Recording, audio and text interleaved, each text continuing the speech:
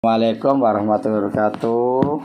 Selamat bertemu kembali anak-anakku pada pertemuan kali ini di hari Kamis tanggal 16 September 2021.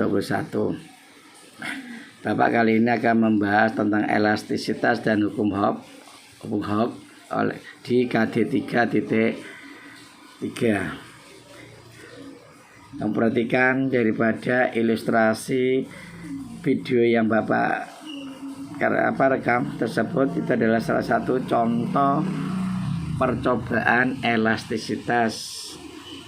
Itu ada gambar pegas atau skok pada sepeda motor. Pada dasarnya semua benda yang ada di bumi dapat mengalami perubahan bentuk atau deformasi apabila diberikan sejumlah gaya. Kemungkinannya seperti percobaan di atas tadi, benda tersebut dapat kembali ke bentuk semula saat gaya yang diberikan dihilangkan atau benda tersebut berubah menjadi bentuk yang baru. Kalau gaya yang diberikan pada benda terlalu besar dan benda sudah melewati titik maksimal untuk meregang, maka benda tersebut akan hancur. Berikutnya, kemampuan yang dimiliki benda untuk kembali ke kondisi awalnya saat gaya yang diberikan pada benda tersebut dihilangkan disebut dengan elastisitas, atau benda tersebut memiliki sifat elastis. Contohnya seperti pegas, gelang, per atau sok tadi ya. Sementara itu, jika benda tidak memiliki kemampuan untuk kembali lagi ke kondisi awalnya saat gaya yang diberikan dihilangkan, maka benda tersebut memiliki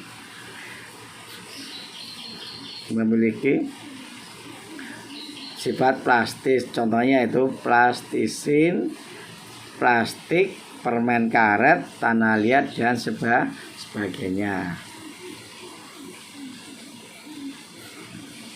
Coba perhatikan itu bagian perbedaan atau perbandingan sifat elastis dan plastis pada zat padat.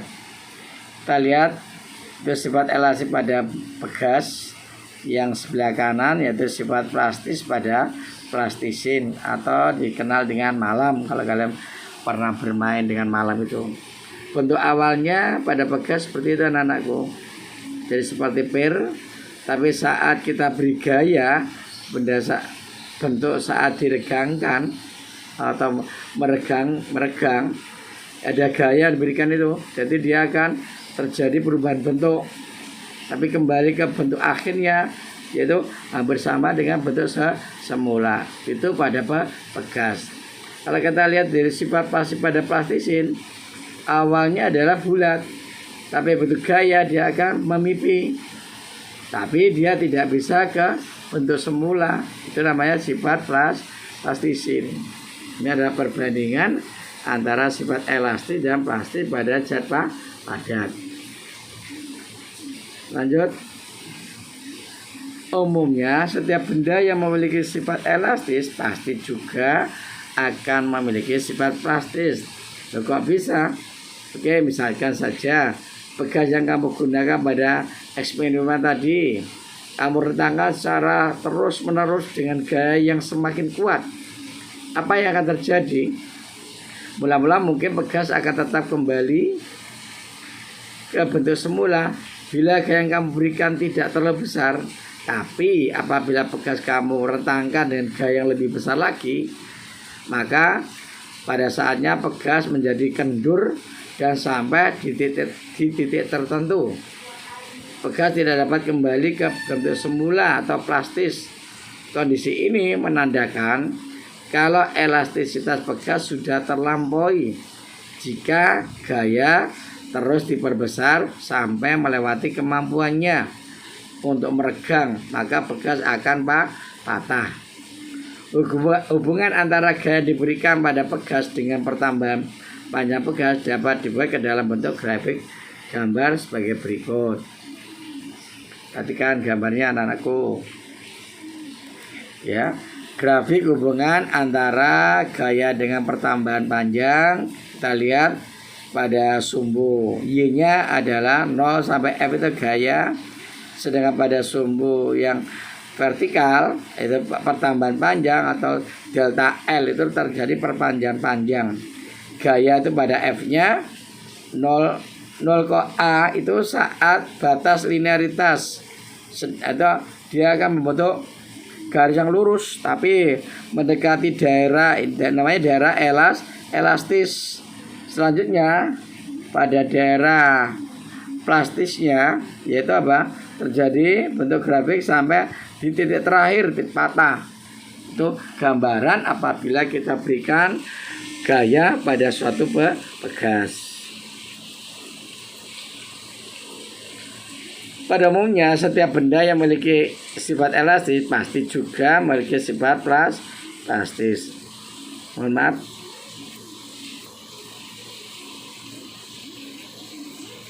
Nah, garis lurus OA menunjukkan bahwa gaya F akan sebanding dengan pertambahan panjang pegas atau delta L. Ketika gaya F diperbesar lagi sampai melalui titik A, ternyata garis pada grafik sudah tidak lurus lagi. Itu ilustrasi gambar tadi anak-anakku. Apabila gaya F semakin diperbesar hingga melewati titik B, batas elastisitas sudah terlampaui. Akibatnya setelah gaya F dihilangkan, pegas tidak bisa kembali ke bentuk semula. Pegas akan bersifat plastis. Nah, kalau gaya F terus diperbesar sampai titik C, pegas akan patah karena kekuatan daripada gaya. Itulah yang mengapa tidak menutup kemungkinan benda yang bersifat elastis dapat menjadi plastis atau bahkan hancur.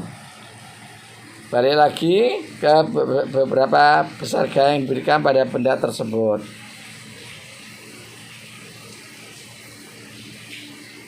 Gaya yang menyebabkan perubahan bentuk benda akan sebanding dengan besaran yang disebut dengan tegangan. Sementara itu, hasil perubahan bentuk benda akibat tegangan disebut regangan yang berupa pertambahan panjang dari benda tersebut. Materi tegangan dan regangan dapat kamu pelajari nantinya pada artikel berikut ini anak-anakku. Ini kita coba untuk menurut hukum Hooke, di mana perbandingan antara tegangan dengan regangan suatu benda disebut dengan modulus elastisitas atau modulus Young. Benda tersebut secara matematis, modulus elastisitas dapat dirumuskan sebagai berikut. Dapat ambil di ruang guru anak-anakku. Rumus modulus elastisitas. Kalian perhatikan itu. Ini modulus elastisitas sama dengan tegangan dibanding dengan regangan atau tegangan dibagi regangan. Di mana E itu adalah modulus elastisitas sama dengan seperti huruf O tapi ada kepalanya sedikit dibagi dengan E. Ini adalah tegangan, satuannya nanometer, Newton meter persegi.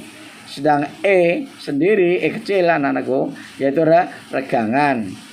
Di mana E juga sama dengan F dibagi dengan A. F itu gaya, adalah apa? Luas permukaan benda, satuannya meter persegi. Sedangkan pembaginya adalah delta L.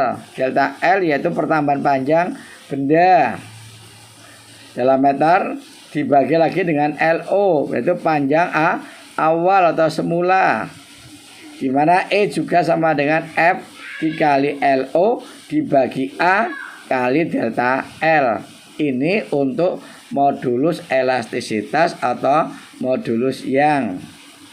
Sedangkan tegangan sendiri gaya dibanding luas permukaan, atau kita beri lambangnya tegangan yaitu seperti O tapi ada kepalanya, F dibagi A, luas permukaan A, F ada gaya.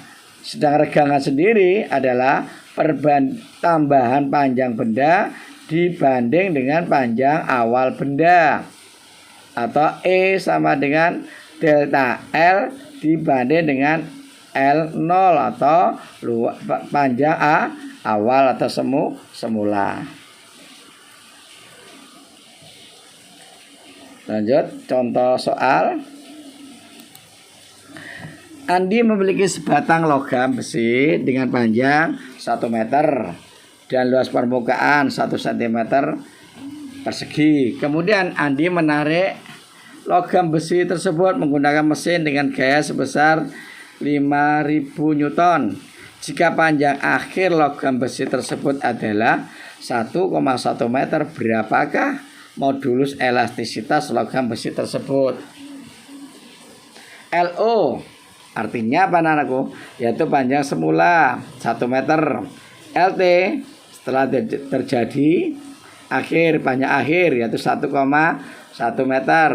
A atau luas permukaannya 1 cm persegi, itu sama dengan 1 kali 10 pangkat min 4 meter persegi. Ingat anakku, satuannya meter persegi, jadi senti itu dibagi. Berikutnya F yaitu gayanya adalah 5000 Newton.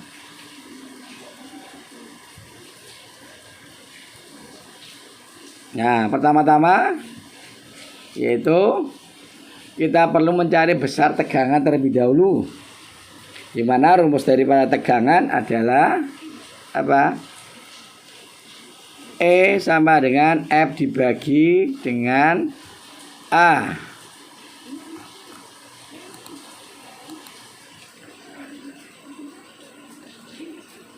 E sama dengan 5000 Newton dibagi 1 kali 10 pangkat min 4 meter persegi. Ketemunya adalah tegangannya 5 kali 10 pangkat 7. Yang di bawah sebagai pembagi kali 1 kali 10 pangkat min 4 kita naikkan anak-anakku. Jadi positif atau pangkatnya jadi 10 pangkat 7. 5 dibagi 1 tetap 5 hasilnya. Itu adalah hasil tegangannya. Setelah itu kita mencari besar tegangannya. Kalau tadi tegangan sudah ketemu, kita coba mencari regangan atau E sama dengan delta L atau panjang luasnya delta L perubahan dibagi dengan L0, luas awal dibagi dengan luas akhir. 0,1 dibanding dengan 1, hasilnya yaitu 0,1. Sedang untuk mencari modulus elastisitas atau yang dapat diperoleh sebagai berikut. E sama dengan tadi dikatakan tegangan dibagi regangan. E 5 kali 10 pangkat 7 dibagi 0,1, hasilnya 5 kali 10 pangkat 8 Newton per meter persegi. Selanjutnya hukum Hooke menjelaskan tentang besar gaya maksimum yang dapat diberikan pada benda elastis agar tidak melewati batas elastisitasnya dan menghilangkan sifat elastis benda tersebut, di mana besarnya gaya atau F agar berbanding lurus dengan pertambahan panjang pegas dari keadaan awalnya atau delta L. Akhirnya semakin besar regangan pegas, semakin besar pula gayanya. Bapak ambil lagi di ruang guru, coba perhatikan itu hukum Hooke. Tuh, itu ada satu contoh pegas ya. L itu panjang awal, kata anakku. Bawahnya pertambahan panjang, gayanya itu F. Ini adalah sudutnya, delta L sebanding dengan F, sehingga perbandingan panjang delta L. Bunyi hukum Hooke, jika gaya tarik pada pegas tidak melampaui batas elastisitasnya, maka pertambahan panjang pegas akan berbanding lurus atau sebanding dengan gaya tariknya. Gimana rumus hukum Hooke? F sama dengan K kali delta L, dimana itu konstantanya. Saat pegas ditarik suatu beban dengan gaya F, pegas memberikan gaya pada beban. Besarnya sama dengan gaya yang menariknya, tapi arahnya berlawanan sesuai dengan hukum Newton hukum 3 Newton atau F aksi dibanding X reaksi. Gaya ini disebut dengan gaya pemulih atau gaya pegas. F sama dengan min K kali delta L, di mana F gaya pada pegas 1 Newton, K adalah konstanta pegas Newton per meter, sedangkan delta L pertambahan panjang pegas, satunya meter.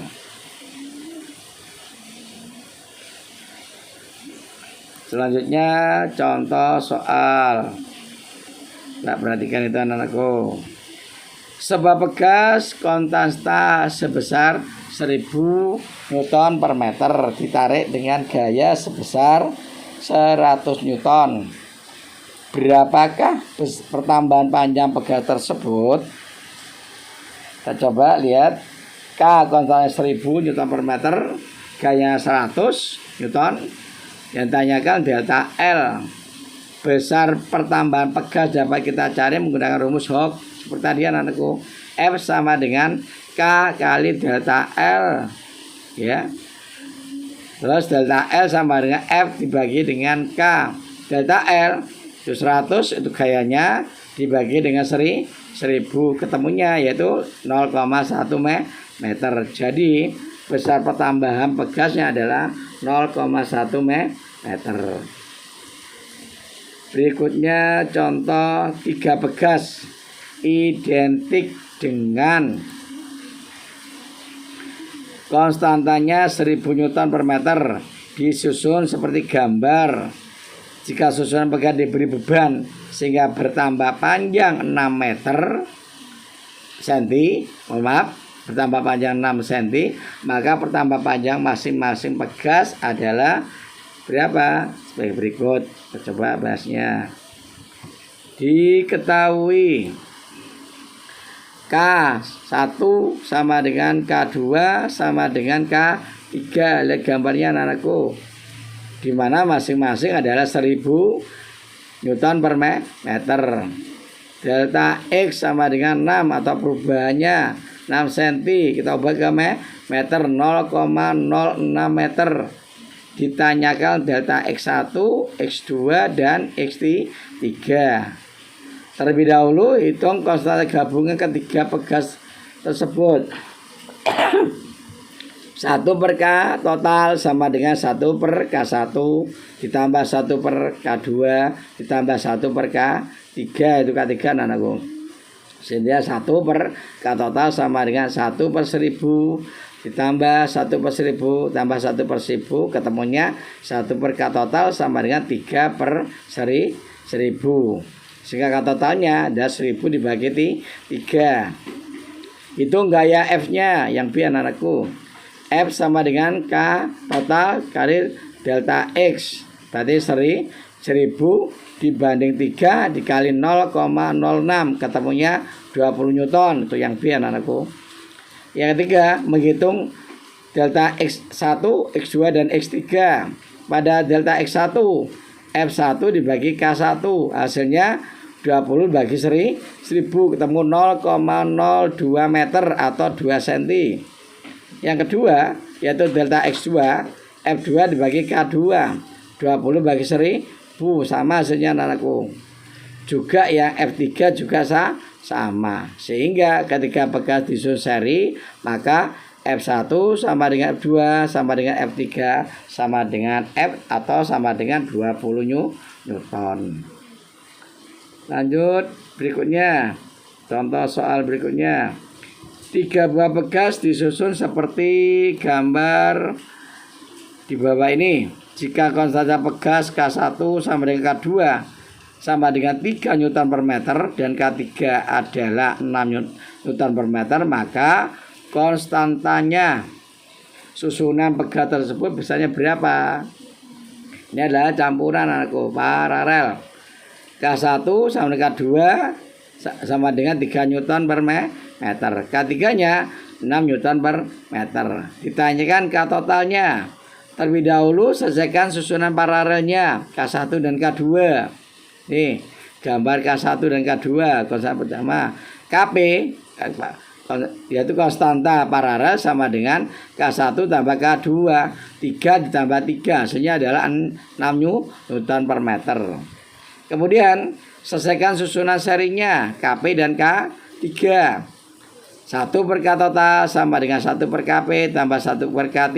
1 per 6 tambah 1 per 6 ketemunya 2 per 6. Atau K totalnya 6 dibagi 2 ketemunya 3. Lanjut soal berikutnya. Sebuah tali karet diberi beban 300 gram dan digantung vertikal pada sebuah statif. Ternyata karet bertambah panjang 4 cm. Gaya gravitasinya adalah 10 meter per sekon kuadrat. Energi potensial karet tersebut adalah berikut ini. Diketahui masanya 300 gram atau 0,3 kg. Delta X-nya 4 cm atau 0,04 meter.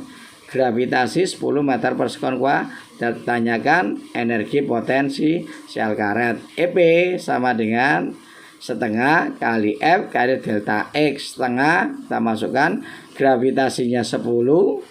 Mohon maaf, untuk gayanya 0,3 ya setengah kali 0,3 kg kali 10 kali dengan 0,04. Itu adalah X-nya.